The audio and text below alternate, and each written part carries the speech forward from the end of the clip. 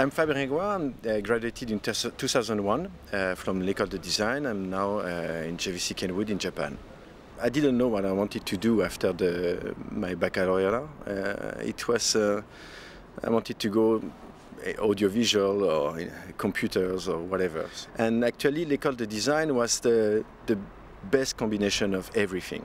So not standing in the computer all the day, but also going outside, communicate with people using English, and it was really nice to develop senses and talents. So this was actually really nice for me.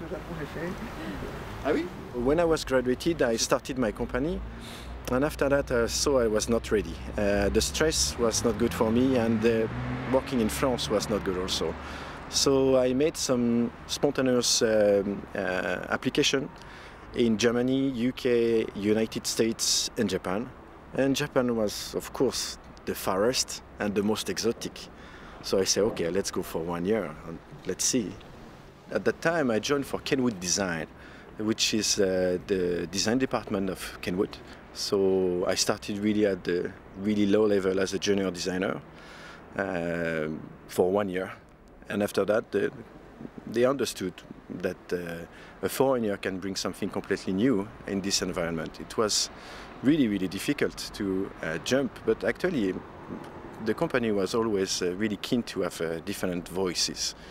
And now I'm quite the top end of the steps of the company, and this is actually super rare in Japan. It's the JVC Kenwood is the only company in Japan which is the president of the company is the president of the design, and the vice president is a foreigner. I'm now part of the board of the director of one of the biggest electronic company in Japan. So this is really impressive. So I have to join and report with the CEO almost every week.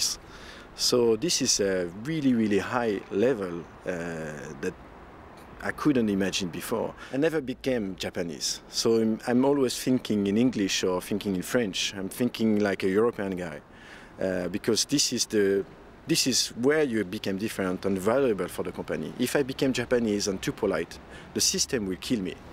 The value I give is actually the way to negotiate and to gather the people. And this is where I think French people, and actually the background from the Nantes is really good. We are really nice for gathering all different actors of the project together. And this is what I learned from this school, and this is what I give in the company now.